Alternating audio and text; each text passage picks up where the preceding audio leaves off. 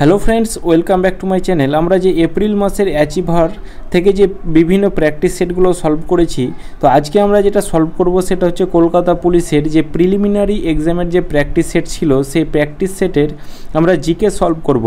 ঠিক আছে, আগের ক্লাসগুলো যারা যারা দেখোনি প্লেলিস্ট করা আছে, সেখান থেকে তোমরা একবার দেখে নেবে।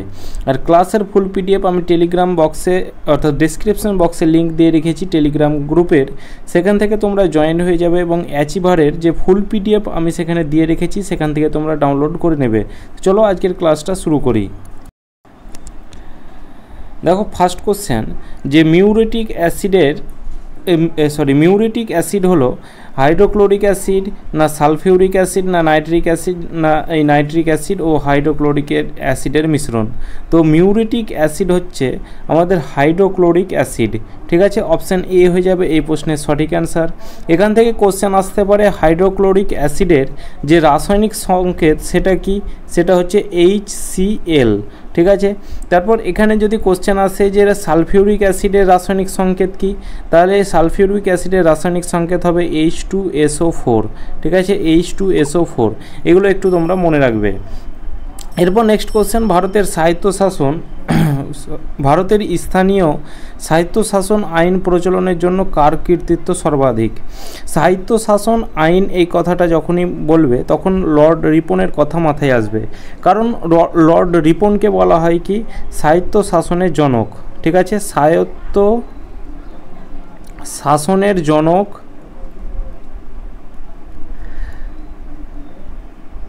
স্বায়ত্তশাসনের জনক বলা হয় লর্ড রিপনকে, এটা তোমরা মনে রাখবে। স্বায়ত্তশাসন কথাটা এলেই তোমরা মনে রাখবে লর্ড রিপন। ঠিক আছে, এছাড়াও অপশন কি আছে, লর্ড ডালহৌসিকে কি বলা হয়? আমরা জানি যে রেলপথের জনক বলা হয় লর্ড ডালহৌসিকে। ঠিক আছে, রেলপথের অর্থাৎ রেলের জনক বলা হয় লর্ড ডালহৌসিকে, এটা তোমরা একটু মনে রাখবে। ঠিক আছে, যে লর্ড ডালহৌসিকে রেলপথের জনক বলা হয়। কোশ্চেন 3, কে জেনারেল অ্যাসেম্বলিজ ইনস্টিটিউট প্রতিষ্ঠা করেন? তাহলে জেনারেল অ্যাসেম্বলিজ ইনস্টিটিউট প্রতিষ্ঠা করেন আলেকজান্ডার ডাফ। ঠিক আছে, আলেকজান্ডার ডাফ, অপশান বি এই প্রশ্নের আমাদের সঠিক অ্যান্সার, যে জেনারেল অ্যাসেম্বলি ইনস্টিটিউশন প্রতিষ্ঠা করেন আলেকজান্ডার ডাফ। কল্পসূত্র গ্রন্থের রচয়িতাকে অর্থাৎ লেখককে? কল্পসূত্র গ্রন্থের লেখককে স্থূলভদ্র, অশ্বঘোষ, ভদ্রবাহু না নাগার্জুন? তাহলে অপশান সি এই প্রশ্নের সঠিক অ্যান্সার হয়ে যাবে, যে কল্পসূত্রের গ্রন্থের লেখক হচ্ছে ভদ্রবাহু। অশ্বঘোষ থেকে তোমাদের একটু মনে পড়বে কি, তিনি ছিলেন কনিষ্কের সভাপতি। ঠিক আছে, কনিষ্কের সভাপতি ছিলেন অশ্বঘোষ। আর অশ্বঘোষ রচিত গ্রন্থের নাম কি? বুদ্ধচরিত। এটা একটু তোমরা মনে রাখবে, যে অশ্বঘোষ রচিত গ্রন্থের নাম কি? বুদ্ধচরিত, এটা তোমরা দেখেছো। এরপর আরেকটা একটু মনে রাখো যে নাগার্জুন সম্পর্কে। নাগার্জুন কোন গ্রন্থে রচনা করেছেন? মূল মধ্যমক কারিকা। ঠিক আছে, মূল মধ্যমক কারিকা গ্রন্থের রচয়িতা করেছেন কে? এই নাগার্জুন। ঠিক আছে, এটা তোমরা একটু মনে রাখবে। কোন মৌলিক অধিকারটি শুধুমাত্র সংখ্যালঘু শ্রেণীর স্বার্থেই প্রদত্ত হয়েছে? সংখ্যালঘু শ্রেণীর স্বার্থে প্রদত্ত হয়েছে কোন মৌলিক অধিকারটি? এখানে অপশান এতে আছে কি সাম্যের অধিকার, বিতে আছে ধর্মীয় স্বাধীনতার অধিকার, সিতে আছে স্বাধীনতার অধিকার এবং ডিতে আছে সংস্কৃতি ও শিক্ষার অধিকার। তো এখানে অপশান ডি এই প্রশ্নের সঠিক অ্যান্সার হয়ে যাবে। এটা আমাদের 29 নম্বর ধারাতে কিন্তু আছে, যে সংস্কৃতি ও শিক্ষার অধিকার, যে এই 29 নম্বর ধারাতে শুধুমাত্র সংখ্যালঘু শ্রেণীর স্বার্থেই কিন্তু প্রদত্ত হয়েছে মৌলিক অধিকারটি। এবার 30 নম্বর ধারা যদি বলে থাকে একটু তোমরা মনে রাখবে। 30 নম্বর ধারাতে বলা আছে কি, যে শিক্ষাতে সমান অধিকার। ঠিক আছে, শিক্ষাতে সবার সমান অধিকার, শিক্ষা সমান অধিকার, আমি এটাকে লিখে রাখছি, শিক্ষাতে সমান অধিকার, মানে ওই উচ্চবর্ণ নিম্নবর্ণ সবারই ক্ষেত্রে সমান অধিকার থাকবে কি, এই যেটা আমাদের বলা আছে 30 নম্বর ধারাতে শিক্ষার। তারপর কোশ্চেন 7, যে হরপ্পা সভ্যতার লিপির নাম কি? হরপ্পা সভ্যতার লিপির নাম কি? তাহলে অপশান এ আছে সিন্ধু লিপি, অপশান বি হাতিগুম্ফা লিপি, মেহেরগড় লিপি, না কোনোটিই নয়। তাহলে হরপ্পা সভ্যতার যে লিপির নাম সেটা হচ্ছে কি, সেটা হচ্ছে আমাদের সিন্ধু লিপি। ঠিক আছে, অপশান এ এই প্রশ্নের সঠিক অ্যান্সার হয়ে যাবে। এখানে যদি বলা হয় যে হরপ্পা সভ্যতার আবিষ্কার কে করেন, হরপ্পা সভ্যতার আবিষ্কার কে করেন, তাহলে এখানে হয়ে যাবে আমাদের দয়ারাম সাহানি।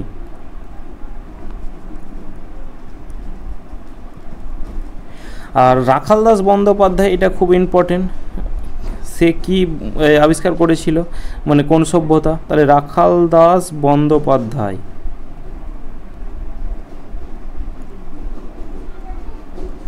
তিনি আবিষ্কার করেছিল মহেঞ্জোদারো সভ্যতা। মহেঞ্জোদারো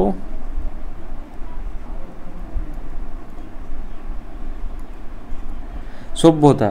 তাহলে এখানে হরপ্পা সভ্যতার আবিষ্কার করেন কে, দয়ারাম সাহানি।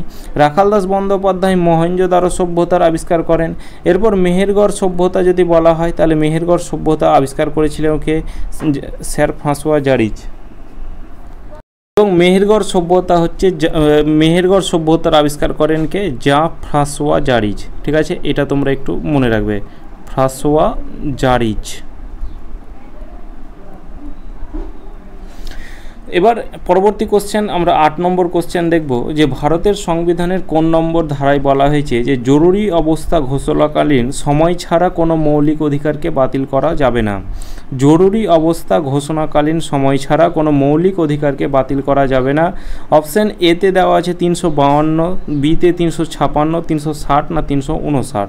তো এখানে আমাদের জরুরি অবস্থাকালীন সময় ছাড়া মৌলিক অধিকারগুলিকে বাতিল করা যাবে না। অপশান ডি এই প্রশ্নের সঠিক অ্যান্সার হয়ে যাবে 359 নম্বর ধারাতে।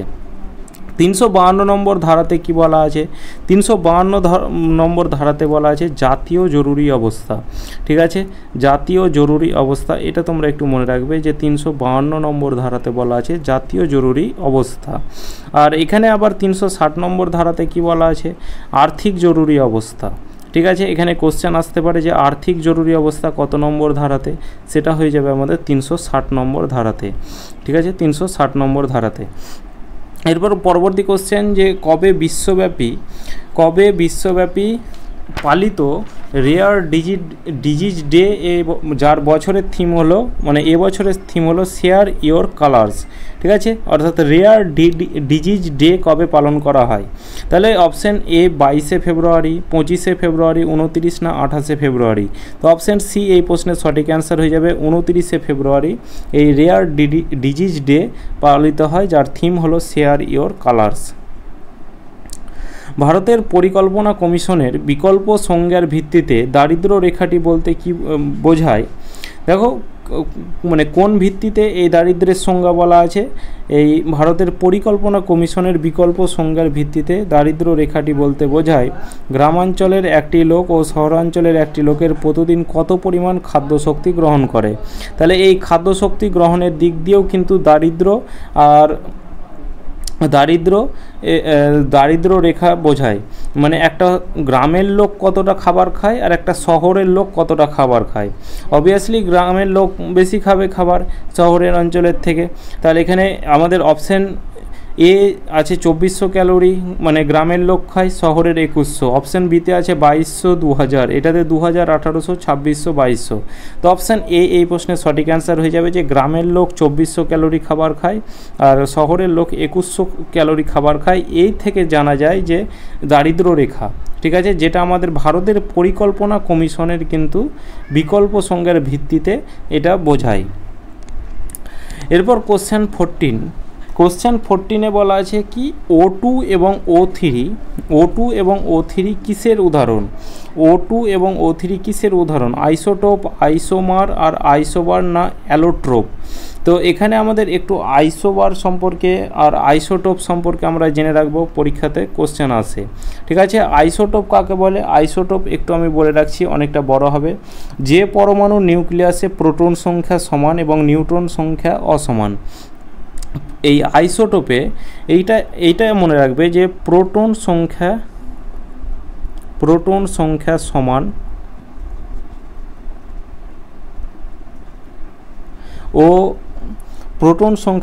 ও নিউট্রন সংখ্যা অসমান। নিউট্রন সংখ্যা অসমান। অসমান হওয়ায় এর ভর সংখ্যাও কিন্তু অসমান। ঠিক আছে, প্রোটন সংখ্যা সমান এবং নিউট্রন সংখ্যা অসমান হওয়ায় ভর সংখ্যা কিন্তু অসমান হয়, একে আইসোটোপ বলে। আর আইসোবার একটু মনে রাখবে যে রাসায়নিক উপাদানের পরমাণু যাদের নিউক্লিয়নের সংখ্যা একই থাকে, নিউক্লিয়নের সংখ্যা একই থাকে তাকে আইসোবার বলা হয়। আর আইসোটোপ এটা মনে রাখবে প্রোটন সংখ্যা সমান আর নিউট্রন সংখ্যা অসমান। তাহলে এখানে O2 আর O3 কিসের উদাহরণ হবে? এটা হবে অ্যালোট্রোপের উদাহরণ। অপশান সি এই প্রশ্নের কিন্তু সঠিক অ্যান্সার হয়ে যাবে। কোশ্চেন 15, উড়িষ্যায় অ্যামোনিয়াম নাইট্রেট প্ল্যান্ট স্থাপনের উদ্দেশ্যে সম্প্রতি কোন সংস্থা ভারত ডেভি ইলেকট্রিক্স লিমিটেডের সঙ্গে জয়েন্ট ভেঞ্চার স্বাক্ষর করলো? Oil of natural gas corporation, coal India limited, oil India limited না ভারত পেট্রোলিয়াম লিমিটেড? উড়িষ্যায় অ্যামোনিয়াম নাইট্রেট প্ল্যান্ট স্থাপনের উদ্দেশ্যে সম্প্রতি কোন সংস্থা ভারত হেভি ইলেকট্রিক্স লিমিটেডের সঙ্গে জয়েন করেছে? তাহলে অপশান বি এই প্রশ্নের সঠিক অ্যান্সার হয়ে যাবে, কোল ইন্ডিয়া লিমিটেড এর সাথে কিন্তু জয়েন করেছে। ঠিক আছে, তারপর কোশ্চেন 16, ঝিলাম নদী কোন শহরটির তীরে অবস্থিত? কোন শহর মানে ঝিলম নদীর তীরে কোন শহরটি অবস্থিত? তাহলে কোশ্চেন 16-এ বলা আছে ঝিলম নদীর তীরে। এগুলো কিন্তু খুব ইম্পর্টেন্ট কোশ্চেন। ঠিক আছে, এগুলো কিন্তু তোমরা খাতায় নোট ডাউন করে রাখবে যে ঝিলম নদীর তীরে কোন শহরটি অবস্থিত। তাহলে অপশান বি এই প্রশ্নের সঠিক অ্যান্সার হয়ে যাবে, শ্রীনগর অবস্থিত এই ঝিলম নদীর তীরে। ঠিক আছে, লেহ বা লাদাখ কোন নদীর তীরে অবস্থিত? সেটা হয়ে যাবে সিন্ধু নদীর তীরে। ঠিক আছে, চণ্ডীগড় কোন নদীর তীরে অবস্থিত? চণ্ডীগড় হচ্ছে ঘাঘর নদীর তীরে। এগুলো তোমরা একটু দেখে রাখবে যে চণ্ডীগড় ঘাঘর নদীর তীরে, আর ঝিলম নদীর তীরে হচ্ছে শ্রীনগর, আর লেহ লাদাখ হচ্ছে সিন্ধু নদীর তীরে অবস্থিত। কোশ্চেন 18, মার্কিন যুক্তরাষ্ট্রের সংস্থার চেম্বার অফ কমার্স কর্তৃক প্রকাশিত international intellectual property index, international intellectual property index অনুযায়ী ভারত কততম স্থানে রয়েছে? 22তম, 25তম, 29তম না 42তম? তো এখানে 42তম হয়ে যাবে এই প্রশ্নের সঠিক অ্যান্সার। আর প্রথম স্থানে কে আছে? 1তম, সেটা হয়ে যাবে আমাদের কে? আমেরিকা। ঠিক আছে, প্রথম স্থানে আছে আমেরিকা, আর আমাদের ভারত আছে কত? 42তম স্থানে। সম্প্রতি লোকপালের চেয়ারম্যান হিসেবে কোন ব্যক্তিকে নিযুক্ত করা হলো? লোকপালের চেয়ারম্যান হিসেবে কোন ব্যক্তিকে নিযুক্ত করা হলো? অজয় মানিকরাও খানবিলকার, মহেন্দর সিং, ভরতলাল প্রদীপ কুমার মোহান্তি? তো এখানে অপশান এ হয়ে যাবে এই প্রশ্নের সঠিক অ্যান্সার, যে অজয় মানিকরাও খানবিলকারকে লোকপালের চেয়ারম্যান হিসেবে কিন্তু নিযুক্ত করা হয়েছে। কোশ্চেন 21, হাইগ্রোমিটারের সাহায্যে কি পরিমাপ করা হয়? হাইগ্রোমিটারের সাহায্যে কঠিন পদার্থের ঘনত্ব না, এটা হবে না। কঠিন পদার্থের আয়তন, এটাও হবে না। কঠিন পদার্থ আয়তন মানে নির্দিষ্ট তাপ, এটাও হবে না। বাতাসের আপেক্ষিক আর্দ্রতা, অপশান ডি এই প্রশ্নের সঠিক অ্যান্সার হয়ে যাবে, যে আপেক্ষিক আর্দ্রতা মাপার জন্য হাইগ্রোমিটার সাহায্য করা হয়। এখানে যদি বলা হতো ব্যারোমিটার কি মাপা হয়, তাহলে ব্যারোমিটারের সাহায্যে কি মাপা হয়? সেটা হবে কি? বায়ুর চাপ। ঠিক আছে, ব্যারোমিটারের সাহায্যে বায়ুর চাপ কিন্তু মাপা হয়। কোশ্চেন 22, সম্প্রতি 3 বছরের জন্য কোন ব্যাংকের ম্যানেজিং ডিরেক্টর ও চিফ এক্সিকিউটিভ অফিসার হিসেবে অজয় কানওয়ালকে পুনর্নিযুক্ত করা হলো? ঠিক আছে, 3 বছরের জন্য কোন ব্যাংকের ম্যানেজিং ডিরেক্টর? তাহলে এখানে আমাদের হয়ে যাবে অপশান বি এই প্রশ্নের সঠিক অ্যান্সার হয়ে যাবে, যে জনা স্মল ফিন্যান্স ব্যাংকের ম্যানেজিং ডিরেক্টর ও চিফ এক্সিকিউটিভ অফিসার হিসেবে অজয় কানওয়ালকে পুনর্নিযুক্তকরণ করা হয়েছে। ঠিক আছে, অপশান বি এই প্রশ্নের সঠিক অ্যান্সার। রঘুবংশম কে রচনা করেছেন? রঘুবংশম বিদ্যাসাগর, রবীন্দ্রনাথ ঠাকুর, মাইকেল মধুসূদন দত্ত না কালিদাস? তো এখানে রঘুবংশম হয়ে যাবে অপশান ডি এই প্রশ্নের সঠিক অ্যান্সার, যে কালিদাস কিন্তু রচনা করেছেন। কালিদাসের আর গুরুত্বপূর্ণ রচনাগুলো কি কি? রঘুবংশম ছাড়াও আছে মেঘদূত বা মেঘদূতম যেটাকে বলা হয়, এটাও কালিদাসের রচনা। তারপর কি? কুমার সম্ভব,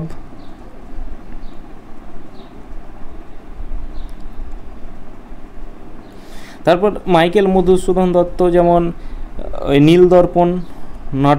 নীলদর্পণ যে নাটককে ইংরেজিতে অনুবাদ করেন কে? এটা খুব ইম্পর্টেন্ট, যে নীলদর্পণ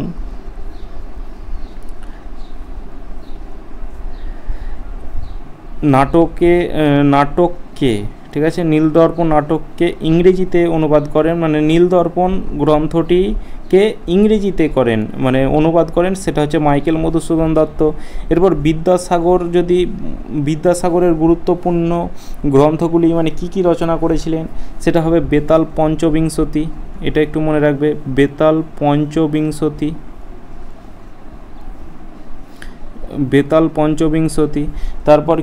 তারপর হচ্ছে ব্যাকরণ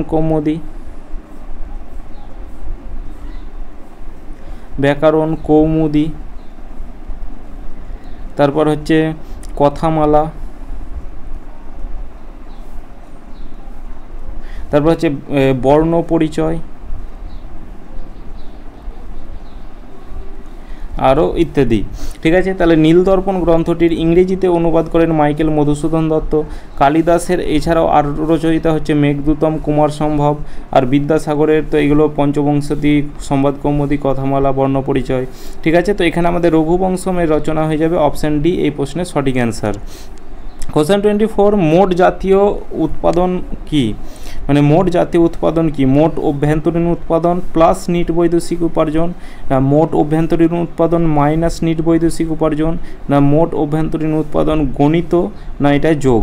তো এখানে আমাদের কি হয়ে যাবে, এখানে সময়কালের অপচয় টপচয় এগুলো তো হবে না। মোট জাতীয় উৎপাদন বলতে বোঝায় কি, আমাদের দেশের যতটা উৎপাদন হবে প্লাস নিট বৈদেশিক উপার্জন, অর্থাৎ বিদেশ থেকে কি উপার্জন হয় সেটা, প্লাস তার আমাদের দেশে যেটা উৎপন্ন হবে, প্লাস হচ্ছে বিদেশ থেকে কতটা উপার্জন হয়ে আমাদের এখানে আসছে, সেটা হয়ে যাবে মোট জাতীয় উৎপাদন। তাহলে এখানে অপশান এ প্রশ্নের সঠিক অ্যান্সার, যে মোট অভ্যন্তরীণ উৎপাদন প্লাস নিট বৈদেশিক উপার্জন হয়ে গেল মোট জাতীয় উৎপাদন।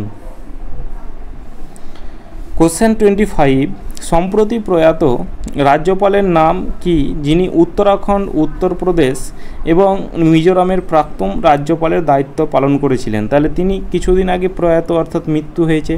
যিনি উত্তরাখণ্ডেরও রাজ্যপাল ছিলেন, উত্তরপ্রদেশেরও রাজ্যপাল ছিলেন, তারপর মিজোরামেরও কিন্তু রাজ্যপাল ছিলেন। ঠিক আছে, তাহলে অপশান এতে আছে দেখো বনওয়ালিলাল যোশী, অপশান বিতে আছে হেনা পুরোহিত, তারপর অপশান সিতে আছে আজিজ কুরশি, তারপর অপশান ডিতে আছে সুদর্শন আগরওয়াল। তো এখানে কোন অপশান হবে? অপশান সি এই প্রশ্নের সঠিক অ্যান্সার হয়ে যাবে, যে আজিজ কুরেশি কিন্তু উত্তরাখণ্ডেরও রাজ্যপাল ছিল, উত্তরপ্রদেশেরও এবং মিজোরামেরও কিন্তু রাজ্যপাল ছিল। কোশ্চেন 26, অরুণাচল প্রদেশের মুখ্যমন্ত্রী পেমা খান্ডু রাজ্যের কততম জেলা হিসেবে কেই পানোয়ারের সূচনা করেছেন?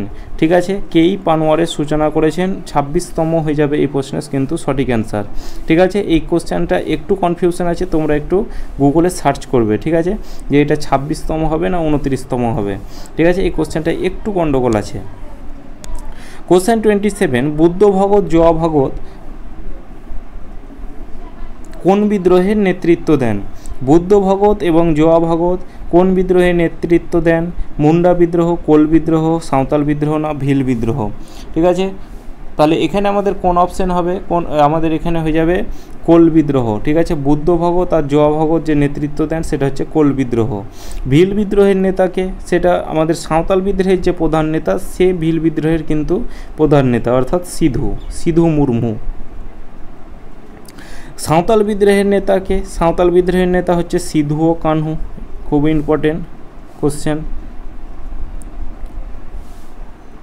ঠিক আছে, মুন্ডা বিদ্রোহের নেতাকে Birsa Munda.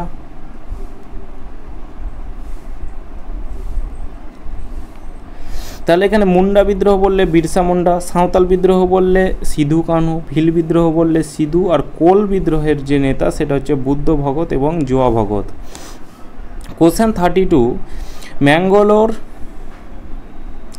Mangalore refinery and petrochemical লিমিটেডের ম্যানেজিং ডিরেক্টর হিসেবে সম্প্রতি কাকে নিযুক্ত করা হয়েছে? Mangalore refinery and petrochemical limited managing director হিসেবে সম্প্রতি কাকে নিযুক্ত করা হলো? অরুণ কুমার সিং, ধীরজ কুমার ওঝা, না মুন্ডুকর কামাত, না এস ভারানাথ? তাহলে এখানে মুন্ডুকর শ্যামাপ্রসাদ কামাত হয়ে যাবে এই প্রশ্নের কিন্তু সঠিক অ্যান্সার। কোশ্চেন 35, সম্প্রতি কোন রাজ্যে লারসেন অ্যান্ড টুর্বো গ্রিন হাইড্রোজেন প্ল্যান্টে প্রথম স্বদেশীয় হাইড্রোজেন ইলেকট্রোলাইজার অন্তর্ভুক্ত করলো?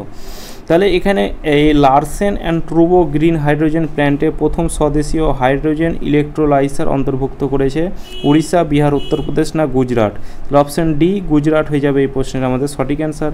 এর আগের প্র্যাকটিস সেটে অর্থাৎ ডাব্লিউপির মেন যে প্র্যাকটিস সেটটা ছিল এই অ্যাচিভার থেকে সলভ করেছিলাম, সেটা একটা কথা ছিল যে এলএনজি অর্থাৎ লিকুইড নাইট্রোজেন যে গ্যাস, সেটা এই লিকুইড নাইট্রোজেন যুক্ত গ্যাস প্রথম বাসে এই গ্যাসটা লিকুইড ন্যাচারাল গ্যাস, ঠিক আছে, লিকুইড ন্যাচারাল গ্যাস, এটা জাহাজে কিন্তু থাকে এই গ্যাসটা। এবার কোন রাজ্যতে সেটা বাসে কিন্তু যুক্ত করেছে, ঠিক আছে, সেটা কোন রাজ্যে বাসে কিন্তু যুক্ত করেছে, এটা আমাদের কোশ্চেন ছিল। তো এই কোশ্চেনটা তোমাদের মনে পড়ছে কি জানি না, অর্থাৎ মহারাষ্ট্র হয়ে যাবে সঠিক অ্যান্সার। যে এলএনজি যুক্ত বাস কোন রাষ্ট্র মানে কোন রাজ্য প্রথম শুরু করেছে, তাহলে মহারাষ্ট্র, ঠিক আছে। আর এই ধরনের কোশ্চেন যেমন এখানে একটা মনে পড়লো তাই এটা একটু বলে দিলাম, ঠিক আছে, আগের সেটটাতে কিন্তু এটা ডিটেলসে বলা আছে। কোশ্চেন 64, এভারেস্ট জয়ী প্রথম মহিলাকে, এখানে আমাদের কত ছিল 35, তারপর 64, 35-এর পর 36, 7 এগুলোতে অঙ্ক জিআই এগুলো মিশিয়েছিল, তো ওগুলোতে আর জিকে ছিল না। তারপরে যে কোশ্চেন 64, এই 64-এ কিন্তু জিকে ছিল, ঠিক আছে। এভারেস্ট জয়ী প্রথম মহিলাকে, শিপ্রা মজুমদার, শিপ্রা দাস, কুঙ্গা ভুটিয়া না মেনি মুলেপতি? এখানে তোমরা যদি গুগলে সার্চ করো তাহলে তোমরা পেয়ে যাবে তিলকা মজুমদার, ঠিক আছে, তিলকা মজুমদার। এবার এই তিলকা মজুমদার যদি তোমরা গুগলে সার্চ করো এভারেস্ট জয়ী প্রথম বাঙালি মহিলা, সেটা তোমাদের দেখাবে তিলকা মজুমদার। তো এখানে তোমরা এই শিপ্রা মজুমদার, তিলকা মজুমদার মনে হয় একই, কারণ এখানে তোমরা শিপ্রা মজুমদারটাকে এখানে যেহেতু উত্তরে করা আছে শিপ্রা মজুমদার, তো এখানে তোমরা একটু দেখে রাখবে যে শিপ্রা মজুমদারটাকেও তোমরা অর্থাৎ মজুমদার তোমরা এটাকে একটু মানে ফোকাস করবে বেশি করে।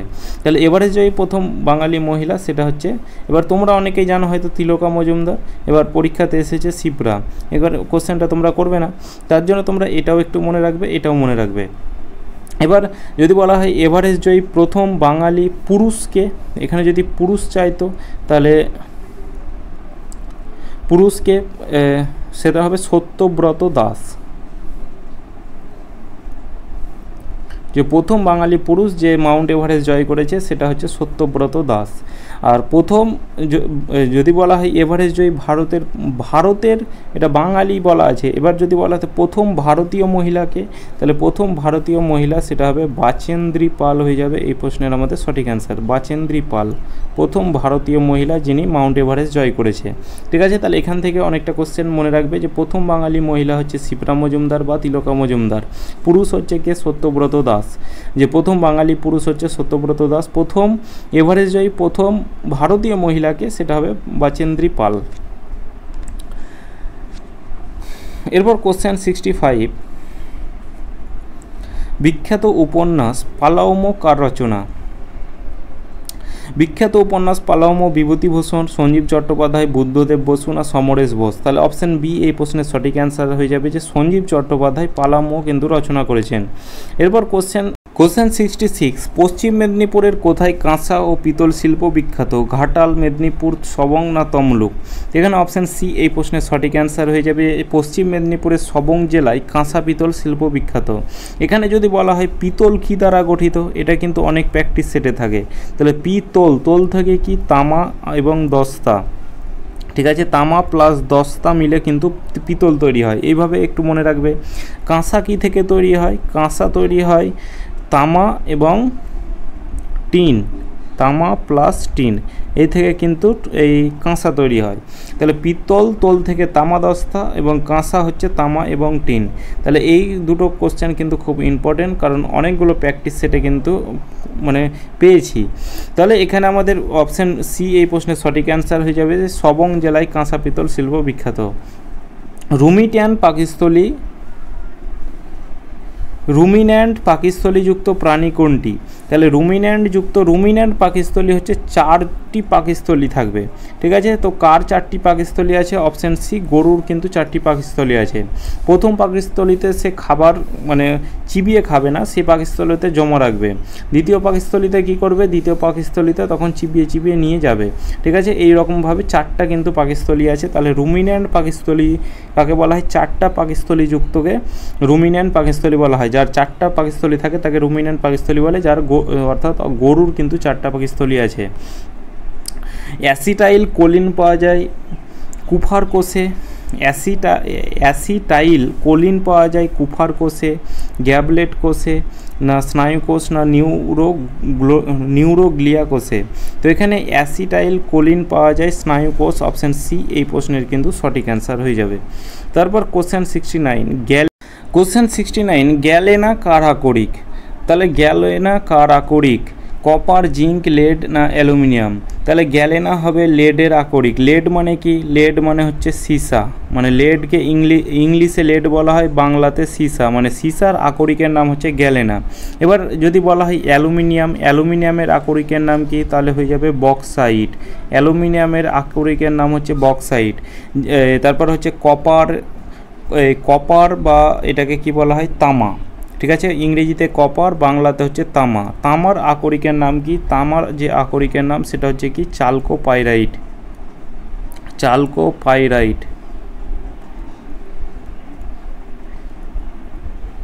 তাহলে তামার যে আকরিকের নাম সেটা হচ্ছে চালকোপাইরাইট। জিঙ্কের আকরিকের নাম কি? জিঙ্কের আকরিকের নাম হচ্ছে স্ফেলারিট। যা এই স্ফেলারিট হচ্ছে জিঙ্কের আকরিকের নাম, আর এই স্ফেলারিট কিন্তু জিঙ্ক ব্লেড নামে পরিচিত। কোশ্চেনে আসতে পারে যে জিঙ্ক ব্লেড কি, তখন স্ফেলারিট কিন্তু তোমাকে লিখতে হবে, অর্থাৎ জিঙ্ক ব্লেড নামে পরিচিত। ঠিক আছে, এই স্ফেলারিটটা। তাহলে এখানে আমাদের গ্যালেনা কার আকরিক হয়ে যাবে? সিসার আকরিক, অর্থাৎ অপশান সি। কোশ্চেন 70 একটি 200 ভোল্ট থেকে 100 ওয়াট বাল্বের রোধ, মানে 200 ভোল্ট মাইনাস 100 ওয়াট, এটা থেকে নয়, 200 ভোল্ট মাইনাস 100 ওয়াট বাল্বের রোধ কি হয়? 400 ওহম। 200 ভোল্ট বিভব পার্থক্য প্রয়োগ করলে শুধুমাত্র তখনই 400 ওহম, আর 400 ওহম যখন বাল্বটি জ্বলছে না, 2 ওহম। অপশান বি এই প্রশ্নের সঠিক অ্যান্সার হয়ে যাবে যে 200 ভোল্ট বিভব পার্থক্য প্রয়োগ করলে শুধুমাত্র তখনই 400 ওহম। ঠিক আছে, অপশান বি এই প্রশ্নের সঠিক অ্যান্সার। পঞ্চায়েতি সংক্রান্ত বিধানগুলি কোন ধারাগুলিতে অন্তর্ভুক্ত হয়েছে? পঞ্চায়েত সংক্রান্ত বিধানগুলি সব 243-44 আছে। ঠিক আছে, তাহলে 243 ও 243 ও এই এম হবে না কিন্তু। ঠিক আছে, 243 ও এই প্রশ্নের সঠিক অ্যান্সার হয়ে যাবে যে পঞ্চায়েত সংক্রান্ত বিধানগুলি এই ধারাগুলির মধ্যে অন্তর্ভুক্ত রয়েছে।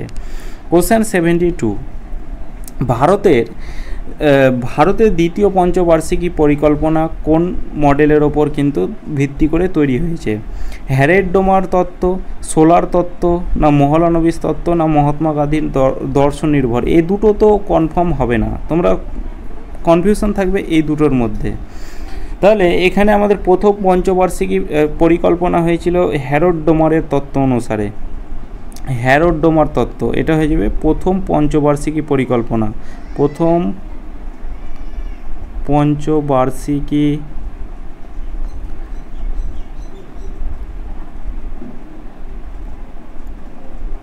পরিকল্পনা ওপর ভিত্তি করে হ্যারেড-ডোমারের তত্ত্ব কিন্তু তৈরি করা হয়েছিল।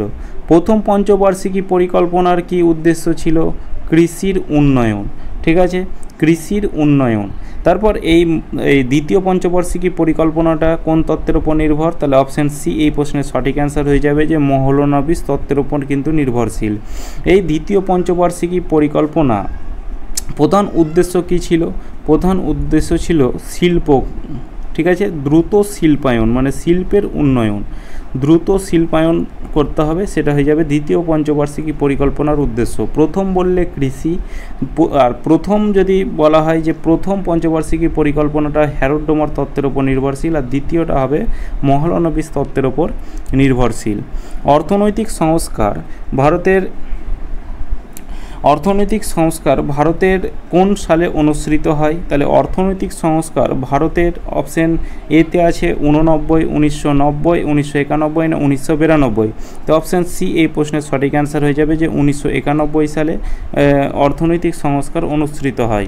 কোশ্চেন 74, ইউনিটার এর পুরো নাম কি? ইউনিটার UNITAR, ঠিক আছে, এর পুরো নাম কি? তাহলে এখানে আমাদের অপশান সি এই প্রশ্নের সঠিক অ্যান্সার হয়ে যাবে, যে সঠিক অ্যান্সার হয়ে যাবে কি United nation institute for training and research. United nation institute training and research এই প্রশ্নের আমাদের সঠিক অ্যান্সার হয়ে যাবে। কোশ্চেন 75, বিলগ্নীকরণ নীতি এইভাবে কাজ করে।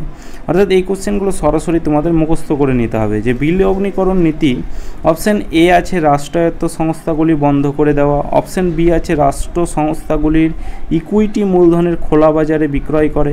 তাহলে এখানে আমাদের অপশান বি হয়ে যাবে এই প্রশ্নের সঠিক অ্যান্সার, যে রাষ্ট্রায়ত্ত সংস্থাগুলির ইকুইটি মূলধনের খোলা বাজারে বিক্রয় করে। এটা হচ্ছে বিলগ্নীকরণ নীতি, এইভাবে কিন্তু কাজ করে। কোশ্চেন 76, বৈদেশিক বিনিয়োগ বিষয়ে বর্তমান শিল্পনীতির মনোভাব কী? বৈদেশিক বিনিয়োগ সম্পূর্ণভাবে বাতিল। বৈদেশিক বিনিয়োগের বিষয়ে বর্তমান যে শিল্পনীতির মনোভাব, মানে বিদেশে যে বিনিয়োগ করছে তার যে বর্তমান শিল্পনীতির কী মনোভাব হওয়া দরকার, সেটা কি বৈদেশিক বিনিয়োগ সম্পূর্ণভাবে বাতিল করলে তো হবে না। বৈদেশিক বিনিয়োগের অংশ বাড়ানো, হ্যাঁ হতে পারে, কিন্তু কমানো হবে না। ওপরের কোনোটি নয় তো হবেই না। অপশান বি এই প্রশ্নের সঠিক অ্যান্সার, যে অংশ বাড়াতে হবে এই বর্তমান শিল্পনীতির, সেটা হচ্ছে মনোভাব। কোশ্চেন 77,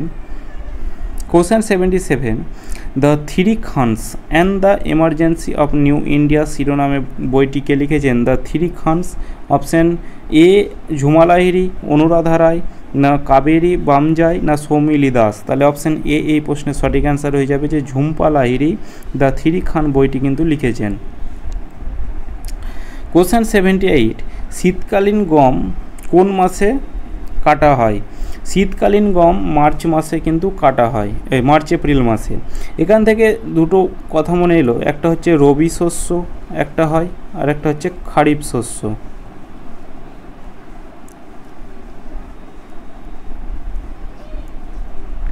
রবি শস্য কখন চাষ করা হয়? শীতকালে। আর খারিফ শস্য হচ্ছে গ্রীষ্মকালে। এবার এটাকে তোমরা কি করে মনে রাখবে? রবি একটা মানুষের নামও হতে পারে, ঠিক আছে, রবি একটা মানুষের নামও হতে পারে। তো মানুষকে শীত লাগে, এটা মনে রাখতে পারো, যে রবি মানে কি, রবিকে শীত লাগছে, তাহলে রবি শস্য শীতকালীন, আর খারিফ তাহলে গ্রীষ্মকালীন হবে। খারিফটা মনে রাখতে হবে না, একটা মনে থাকলে তো একটা, যদি খারিফ আসে তখন তুমি মনে করবে কি রবি তো শীতকালে হয়, তাহলে খারিফ গ্রীষ্মকালে হবে, ঠিক আছে। তাহলে এখানে আমাদের শীতকালীন গম কোন মাসে কাটা হয়? তাহলে মার্চ এপ্রিল মাসে কিন্তু শীতকালীন গম কাটা হয়। কোশ্চেন 79, তানসেনের প্রকৃত নাম কি? এটা তোমরা অনেকেই পারবে। কি? অপশান ডি রামতনু পাণ্ডে হয়ে যাবে এই প্রশ্নের সঠিক অ্যান্সার, যে তানসেনের প্রকৃত নাম হচ্ছে কি রামতনু পাণ্ডে। এই তানসেন কে ছিল? আকবরের নবরত্নের মধ্যে কিন্তু অন্যতম ছিল কে? তানসেন, ঠিক আছে। আকবরের আরেকটা গুরুত্বপূর্ণ যে ধর্মের জন্য সে একটা আবিষ্কার, মানে ধর্মের জন্য সে কি আবিষ্কার করেছিল? দ্বীন-ই-ইলাহি। এটা খুব ইম্পর্টেন্ট, দ্বীন-ই-ইলাহি। এটা কে তৈরি করেছিল? আকবর, ঠিক আছে। দ্বীন-ই-ইলাহি বা একেশ্বরবাদ। এইখানে কোশ্চেন হলো যে দ্বীন-ই-ইলাহি কে প্রথম, মানে কোন হিন্দু গ্রহণ করে? সেটা হবে বীরবল, ঠিক আছে। বীরবল হয়ে যাবে এই প্রশ্নের সঠিক অ্যান্সার, যদি বলে কে ওই দ্বীন-ই-ইলাহি প্রথম গ্রহণ করে। যেখানে তানসেনের প্রকৃত নাম হবে রামতনু পাণ্ডে। তো এটাই শেষ কোশ্চেন ছিল আজকের ক্লাস, এতদূর পর্যন্তই। চলো দেখা হচ্ছে নেক্সট ক্লাসে।